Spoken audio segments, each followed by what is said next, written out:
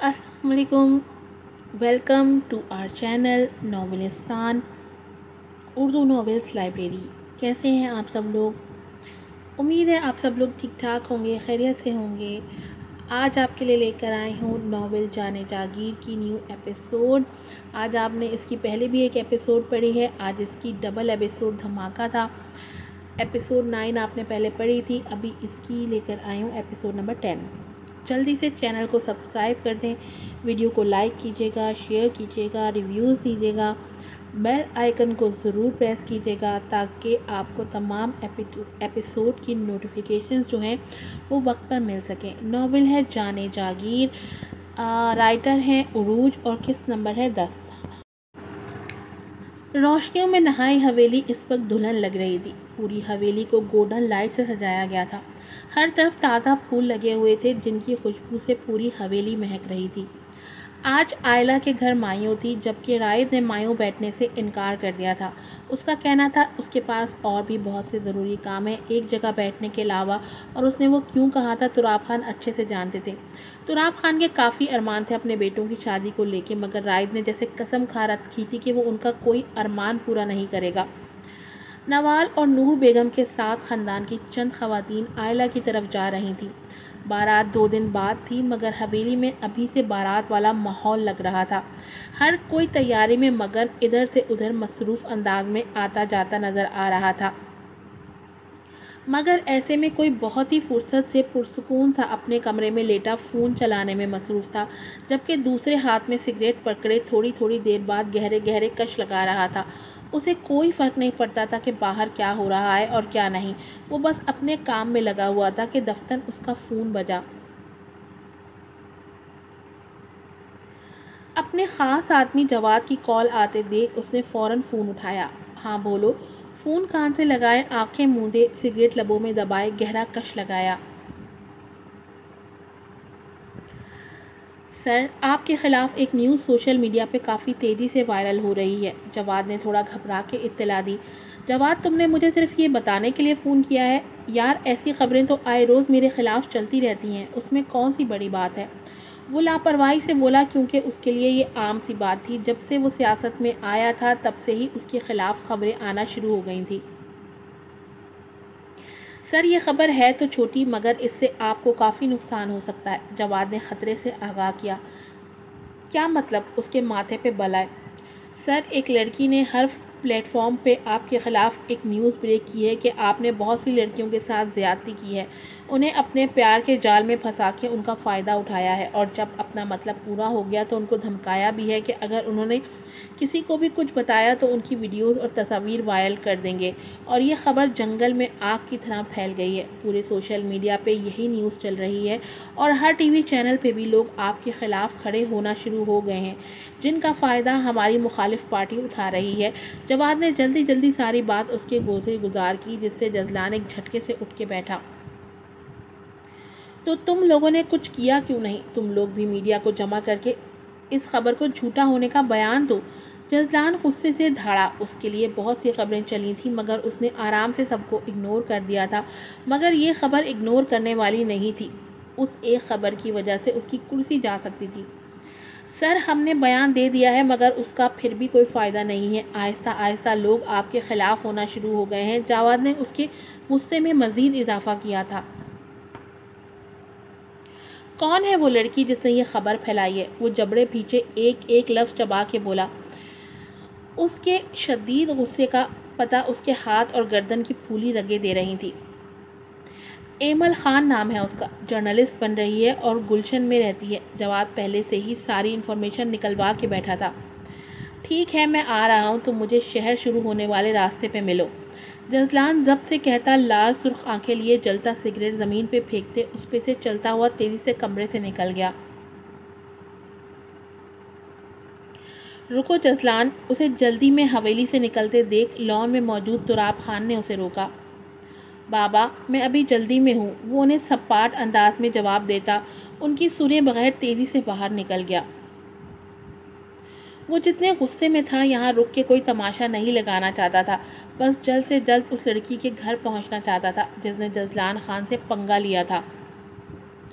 شام کے 7 بج رہے تھے۔ آسمان نے کالی چادر اڑنی شروع کر دی تھی۔ آہستہ آہستہ اندھیرا پھیلنے لگا تھا اور آسمان کا چاند زمین پہ اتر آیا تھا۔ پیلے ہرے گھیردار فراک کے ساتھ ہرا چوڑی دار پاجامہ، ساتھ ہم رنگ دوپٹہ سر پہ اوڑھے، بالوں کی چوٹی بنائے جو کندھے سے آگے جھول رہی تھی، چمکتا ہوا اجلا اجلا چہرہ ہر قسم کے میک اپ سے پاک، وہ آسمان سے اتری پری لگ رہی تھی۔ ہر کوئی اس کی تعریف کرتے نہیں تھک رہا تھا، جبکہ تبسم بیگم تو اپنی بیٹی کی بار بار نظر اتار رہی تھی۔ آئلہ کی مائیوں گھر میں ہی رکھی گئی تھی۔ مائیوں میں زیادہ لوگوں کو نہیں بلایا گیا تھا، بس آئلہ کے ننیال اور دھدیال والے اور اس کی چند دوستیں تھیں۔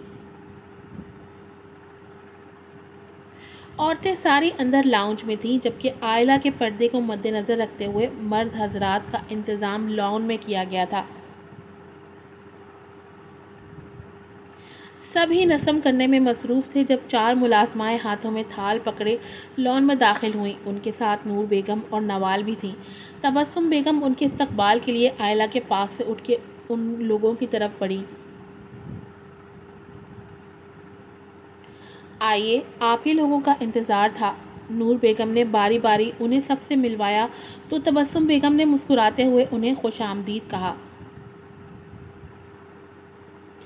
کیا میں اپنی بھابھی سے مل لوں؟ نوال نے ایکسائٹڈ ہوتے تبسم بیگم سے پوچھا تو وہ مسکرا دی۔ آئلہ بھی کب سے آپ کا ہی انتظار کر رہی ہے۔ جب میں نے اسے بتایا تھا نا کہ اس کی ایک نند بھی ہے، تب سے ہی وہ آپ سے ملنا چاہتی ہے، تبسم بیگم شائستگی سے بولی۔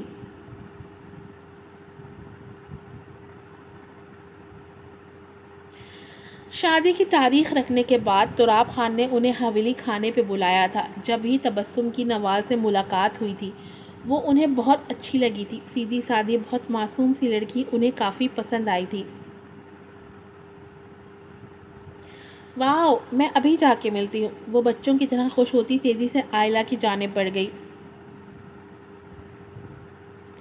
السلام علیکم بھابھی۔ نوال اس کی جانب ہاتھ بڑھاتی اس کے برابر میں جا بیٹھی۔ آپ نوال ہو؟ اس نے دھیرے سے مسکرا کے خوبصورت نین نقش والی لڑکی کو دیکھا۔ جی جی، میں ہی نوال ہوں۔ اور بھابھی، ماشاء اللہ سے آپ تو اتنی پیاری ہیں کہ میں نے سوچا بھی نہیں تھا کہ آپ اتنی پیاری ہوں گی۔ آئلہ کے دھیرے سے پیار سے پوچھنے پہ وہ خوشی سے بولی۔ شکریہ۔ وہ سر جھکائے اپنی تعریف پہ شرما گئی۔ یہ لیں، نوال نے ٹیبل پہ رکھی مٹھائی کی پلیٹ سے چھوٹا سا مٹھائی کا ٹکڑا اس کے منہ کی جانب کیا تو آئلہ نے منہ کھول دیا اور بدلے میں آئلہ نے اس سے چمچ لیتے تھوڑی سی مٹھائی اسے بھی کھلائی۔ اسے اپنی اکلوتی نند کافی اچھی لگی تھی۔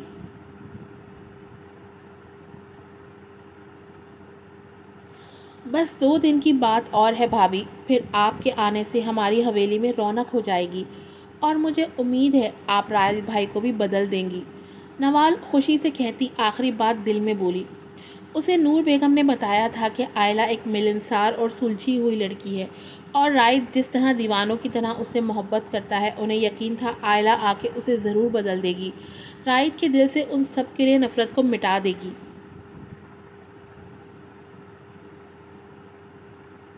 رونق تو اب بھی ہوتی ہوگی، آخر آپ گھر بھر کی اکلوتی بیٹی جو ہیں، 2 بھائیوں کی ایک پیاری سی جان، بابا کی لاڈلی، آپ کے ہونے سے بھلا کون سا گھر سونا ہو سکتا ہے؟ آئلہ پیار سے مسکرا کے بولی تو نوال کے لبوں کی مسکراہٹ سمٹ گئی۔ ایک ایک کر کے باپ بھائی کی غصے سے بھری باتیں، طنز تانے سب یاد آ گئے۔ ایک دم دل بھر آیا، آنکھیں نم ہو گئیں۔ کیا ہوا آپ کو؟ اس کی آنکھوں میں آنسو دیکھ آئلہ فکر مند ہوئی۔ کچھ نہیں، وہ بڑی سی زخمی مسکراہٹ لبوں پہ سجائے اسے اپنے صحیح ہونے کا یقین دلانے لگی۔ ہم جانتے ہیں آپ بھی اپنے بابا اور بھائیوں سے بہت پیار کرتی ہیں نا؟ تبھی ان کے پیار کے ذکر پہ آپ کی آنکھیں نم ہو گئیں۔ وہ اس کے رونے کا کچھ اور ہی مطلب لے گئی تھی، جبکہ نوال کا دل زخمی ہو رہا تھا، مگر اس میں آئلہ کی بھی کوئی غلطی نہیں تھی۔ وہ نہیں جانتی تھی اس کے باپ بھائی کے لاڈ پیار کو، کہ اسے صرف ایک بوجھ اور فالتو چیز سے زیادہ اور کچھ نہیں سمجھتے تھے، اور رائد وہ تو کسی کو کچھ نہیں سمجھتا تھا۔ ماشاءاللہ میری بہو تو بہت پیاری لگ رہی ہے۔ نوال بات کا رخ بدلنے کے لیے کوئی موضوع ہی تلاش کر رہی تھی جب اس کی یہ مشکل نور بیگم نے وہاں آتے ہی ختم کر دی۔ اس نے فوراً ہی اٹھ کے نور بیگم کو بیٹھنے کی جگہ دی اور خود انگلی کے پوروں سے آنکھیں صاف کرتی ایک سائڈ پہ چلی گئی۔ وہ جتنا آنکھیں صاف کر رہی تھی اتنے ہی آنسو آنکھوں میں بھرے بھرے جا رہے تھے۔ وہ سب سے الگ ایک کونے میں کھڑی کافی دیر تک خود پہ قابو کرتی رہی، مگر پھر آئلہ کو اپنے بابا کے ساتھ اپنے ہی فون میں تصویریں بناتے دیکھ اس کا دل ایک بار پھر بھر آیا۔ آئلہ کے بابا پیار سے آئلہ کا ماتھا چومتے تو اس کے اندر ایک احساس کمتری جگہ بنانے لگتی۔ اسے تراب خان کی باتیں صحیح لگنے لگتی، اسے اپنا آپ بے معنی لگنے لگا تھا۔ اس کے دل میں ہوک اٹھی تھی۔ وہ حسرت بھری نظروں سے وہ منظر دیکھ رہی تھی جہاں بیٹی اپنے بابا کے ساتھ خوشی خوشی اپنے فون میں تصویریں بنوا رہی تھی۔ چھن سے ایک موتی لڑک کے اس کی آنکھوں سے گرا جسے وہ بے دردی سے صاف کر گئی۔ اپنی طرف تبسم بیگم کو آتے دیکھ اس نے جلدی سے خود کو نارمل کیا۔ بیٹا آپ یہاں کیوں کھڑی ہو؟ وہاں سب آپ کا پوچھ رہے ہیں۔ اور آئلہ وہ تو کتنی بار آپ کا پوچھ چکی ہے، تبسم بیگم نے پیار سے کہا۔ بس آنٹی وہ فون آیا تھا تو وہی سننے یہاں آ گئی تھی، وہ جلدی سے بہانہ کر گئی۔ اچھا چلو آ جاؤ اب، تبسم بیگم کے کہنے پہ وہ ان کے ساتھ ہی ضبط کرتی زبردستی چہرے پہ مسکراہٹ سجائے آگے بڑھ گئی۔ بیٹا دروازہ اچھے سے اندر سے بند کر لو، مجھے آنے میں تھوڑی دیر ہو جائے گی۔ دیار صاحب اپنے آفس والوں کی طرف سے کسی پارٹی میں جا رہے تھے جب جاتے جاتے ایمل کو ہدایت کرنا نہ بھولے۔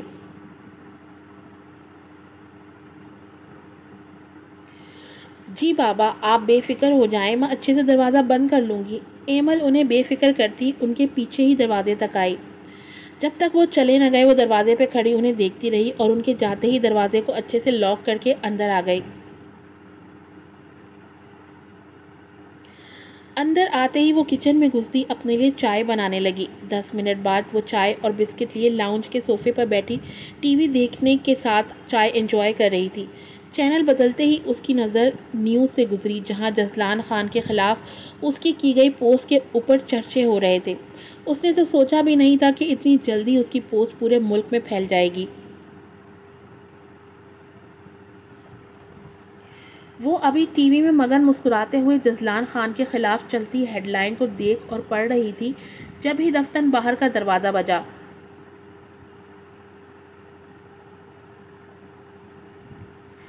وہ چائے کا کپ ٹیبل پہ رکھتی ہاتھ میں پکڑا بسکٹ منہ میں ڈالتی باہر کی جانب بڑھ گئی۔ کون؟ اس نے دروازے پہ رک کے آواز لگا کے پوچھا۔ ایمل خان۔ باہر سے اپنے نام کی بھاری پکار پہ اس نے دروازہ کھول دیا مگر سامنے کھڑے شخص کو دیکھتے اس کی آنکھیں حیرت سے پھٹی کی پھٹی رہ گئیں۔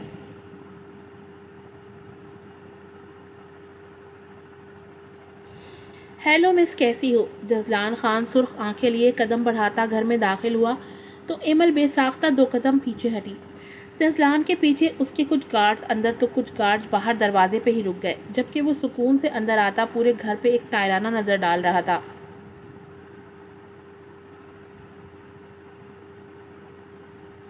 تمہاری ہمت کیسے ہوئی میرے گھر میں گھسنے کی؟ وہ غصے سے اس کی جانب بڑھتی گرائی تو جزلان نے اوپر سے نیچے تک داد دینے والے انداز میں دیکھا۔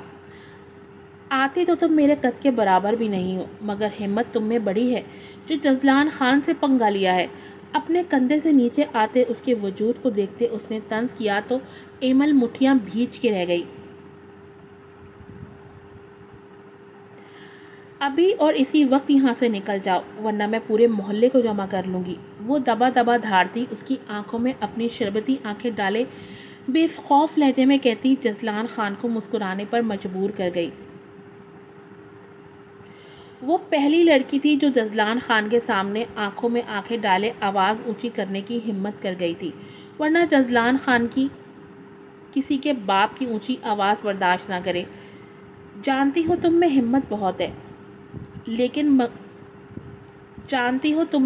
بہت ہے لڑکی، مگر تمہاری ہمت سے مجھے بہت نقصان ہو رہا ہے۔ تمہاری کی ہوئی پوسٹ کی وجہ سے میرے سپورٹرز کم ہو رہے ہیں، اس لیے تم ابھی اور اسی وقت ایک اور پوسٹ کرو گی جس میں تم صاف صاف لوگوں کو بتاؤ گی کہ تم نے یہ سب میرے مخالفوں کو کہنے پہ کیا ہے، مگر تم اب مزید جھوٹ کا ساتھ نہیں دے سکتی، اس لیے یہ پوسٹ کر کے سچ بتا رہی ہو کہ جزلان خان پہ لگائے گئے الزام بے بنیاد ہیں۔ جزلان پشت پہ ہاتھ باندھے سکون سے اس کے سامنے کھڑا اسے حکم سنا رہا تھا، جس پہ ایمل نے طنزیہ نظروں سے اسے دیکھا۔ میں ایسا کبھی نہیں کروں گی۔ میں نے تم جیسے بے حس اور مفاد پرست شیطان کا چہرہ بے نقاب کرنے میں بہت دیر کر دی ہے، مگر کہتے ہیں نا دیر آیت درست آیت، بس اب مجھے انتظار ہے تمہاری بربادی کا، وہ مضبوط لہجے میں کہتی جزلان خان کو غصہ دلا گئی۔ تم خود کو شاید کوئی توپ چیز سمجھتی ہو، مگر تم ابھی جزلان خان کو نہیں جانتی، اگر جان جاتی تو یہ حرکت نہ کرتی جو تم کر چکی ہو۔ وہ ہر درجہ سختی سے بولا جس پہ ایمل نے سر جھٹکا۔ تمہیں اچھے سے جانتی ہوں تبھی یہ حرکت کی ہے، تم جیسے دھوکہ باز شخص کے ساتھ یہی ہونا چاہیے تھا جو معصوم لڑکیوں کو استعمال کر کے انہیں ساری زندگی کے لیے برباد کرتا ہے۔ تم نہایت ہی گھٹیا انسان ہو جسے دوسروں کی بہن بیٹیوں کی عزت کی کوئی پرواہ نہیں ہے۔ وہ غصے اور نفرت میں بولتی چلی گئی، جس کے بعد اس کے سامنے کھڑے جزلان خان کا زوردار قہقہا گونجا۔ ویسے تم بھی کسی کی بہن بیٹی ہو اور کافی خوبصورت بھی ہو۔ وہ ڈھیلے سے کرتے پاجامے میں موجود اس کے وجود کو معنی خیز نظروں سے دیکھتے کمینگی سے کہتا اس کی جانب قدم بڑھانے لگا تو ایمل کے وجود میں انگارے بھڑک اٹھے تھے۔ اس سے پہلے ان کے بیچ انچ بھر کا فاصلہ رہ جاتا، ایمل جلدی سے پیچھے ہوئی۔ یہاں سے چلے جاؤ جزلان خان، ورنہ میں پورا میڈیا یہاں جمع کر لوں گی۔ ایمل نے انگلی اٹھاتے دانت پیسے دھمکی دی، جس سے جزلان کے چہرے پہ ایک استہزائیہ مسکراہٹ آ گئی۔ وہ اتنا بڑا آدمی تھا کہ اسے یقین تھا پولیس والے خود اس کے انڈر کام کرتے ہوں گے، وہ یہاں آ کے بھی اس کا کچھ نہیں بگاڑیں گے، بس ایک میڈیا ہی تھا جو اس کا بہت کچھ بگاڑ سکتا تھا، اس لیے اس نے اسے میڈیا کی دھمکی دی۔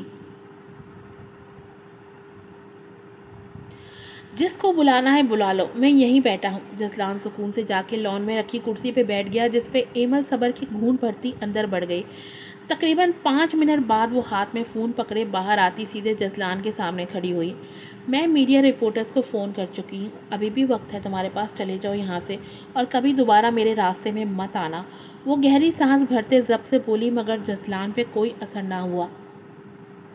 وہ ویسے ہی سکون سے بیٹھا اسے مسکرا کے دیکھتے رہا۔ اس کے دماغ میں کیا چل رہا ہے یہ جاننا ایمل کے لیے ناممکن تھا، مگر وہ اس سے ڈرنے والی نہیں تھی، یہ تو طے تھا۔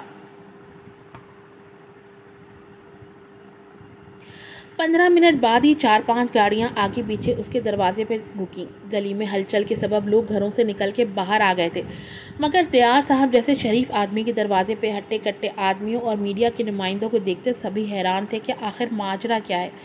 سبھی باہر کھڑے تماشا دیکھ رہے تھے، مگر کسی نے اندر جا کے پوچھنے کی زحمت نہ کی تھی۔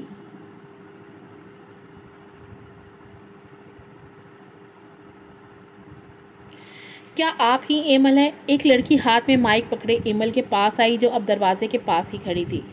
جی میں ہی ایمل ہوں، اور میں نے ہی آپ سب لوگوں کو یہاں بلایا ہے۔ یہ جزلان خان میرے گھر میں زبردستی گھس کے مجھے ہراس کر رہے ہیں، وہ سرد لہجے میں بولی تو جزلان خان مسکراتے ہوئے اٹھ کے ان میڈیا والوں کی طرف بڑھ گیا جو خود بھی ایمل کی بات کی تفتیش کرنے اس کی جانب بڑھ رہے تھے۔ سر کیا یہ سچ ہے؟ سارے رپورٹر مائک اس کے سامنے کیے اس کے جواب کے منتظر تھے۔ ہر کیمرہ جزلان خان پہ اٹکا ہوا تھا۔ میری ہونے والی بیوی مجھ سے کچھ خفا ہے، اس لیے ایسی باتیں کر رہی ہے۔ جزلان کے جواب پہ جہاں میڈیا والے شوق تھے، وہیں ایمل کو بھی 440 وولٹ کا جھٹکا لگا تھا۔ یہ کیا بکواس ہے؟ وہ چیخی، جس پہ جزلان مسکراتے ہوئے اس کی جانب بڑھا۔ ڈارلنگ دیکھو، جو بھی ناراضگی ہے وہ مجھ سے ہے، مانتا ہوں میں نے چیٹنگ کی ہے، پہلے تمہیں ہی وہ میرے خلاف پوسٹ کرنے کا کہا اور پھر خود ہی آ کے تم پہ غصہ بھی کر رہا ہوں، مگر میں کیا کروں، لوگ اسے صحیح سمجھ رہے ہیں۔ وہ ویسے بھی میں نے تمہیں صرف 1 گھنٹے کا ڈیئر دیا تھا، اس کے بعد تو وہ پوسٹ ڈیلیٹ ہی کرنی تھی نا، مگر تم بھول گئی، اس لیے مجھے تھوڑا غصہ آ گیا، جس وجہ سے میں نے تمہیں ڈانٹ بھی دیا، مگر اس کا یہ مطلب تو نہیں کہ تم میڈیا والوں کو بلا کے ایسی باتیں کرو گی۔ جزلان بولے جا رہا تھا، جبکہ ایمل تو آنکھیں پھاڑے اس کی گوہر افشانی سن رہی تھی۔ وہ کیا بول رہا تھا اسے کچھ سمجھ نہیں آ رہا تھا، آخر وہ کرنے کیا جا رہا تھا؟ اس کی باتیں سن کے اس کا دماغ تو بس سائیں سائیں کر رہا تھا۔ یہ جھوٹ ڈارلنگ بس اب جانے بھی دو، ناراضگی ختم کرو۔ بالکل بھی بس انکل بھی بس آنے ہی والے ہوں گے، میں ان سے تمہاری شکایت کروں گا کہ تم بھی مجھے بہت تنگ کرتی ہو۔ وہ اس کی بات کاٹتے اس کے سامنے کھڑا مسکرا کے بولا، تمہارے بابا اس وقت جس پارٹی میں موجود ہیں وہاں میرا بندہ ان پہ نشانہ سادھے کھڑا ہے، باقی آگے تم خود سمجھدار ہو۔ وہ بہت ہی آہستگی سے اس کی جانب جھکتے بولا تو ایمل نے بے یقینی سے اسے دیکھا۔ وہ کیسے بھول گئی کہ اس آدمی سے کسی بھی چیز کی توقع کی جا سکتی ہے۔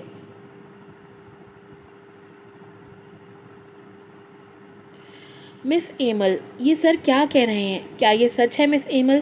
کیا وہ پوسٹ ڈیئر تھی؟ کیا واقعی آپ لوگوں کی شادی ہونے والی ہے؟ اب سارے رپورٹرز کے مائک اور کیمراز ایمل کی جانب تھے۔ وہ پے در پہ اسے سوال کر رہے تھے، مگر ایمل کا دماغ تو اپنے بابا میں اٹک گیا تھا۔ اس کے بابا ہی اس کی کل کائنات تھے۔ ماں تو بچپن میں ہی چھوڑ کے چلی گئی تھی۔ اس کے بابا نے ہی اسے ماں باپ دونوں بن کے پالا تھا۔ وہ اپنے بابا پہ کوئی آنچ نہیں آنے دے سکتی تھی۔ وہی تو اس کے جینے کی وجہ تھے۔ وہ انہیں کیسے کچھ ہونے دے سکتی تھی؟ ایمل، یہ لوگ منتظر ہیں تمہارے جواب کے۔ اسے سوچوں میں گم دیکھ کے جزلان نے پکارا تو وہ ہوش میں لوٹتی جلدی سے ہاں میں سر ہلا گئی۔ جو کہ جزلان نے کہا وہ سب سچ ہے۔ دل پہ پتھر رکھ کے کہتی وہ سر جھکائے آنکھیں میچ گئی۔ اسے لگ رہا تھا وہ آج ایک ظالم سے ہار گئی۔ آج وہ خود سے شرمندہ ہو کے رہ گئی تھی۔ چند ایک مزید جزلان سے سوال کرنے کے بعد میڈیا والے وہاں سے جا چکے تھے۔ انہیں یقین ہو گیا تھا کہ وہ پوسٹ صرف ایک ڈیئر تھی اور ایمل جزلان خان کی ہونے والی بیوی۔ انہوں نے تو ایک اور بریکنگ نیوز مل گئی تھی۔ وہ لوگ جا چکے تھے مگر ایمل ابھی تک وہیں سر جھکائے کھڑی تھی۔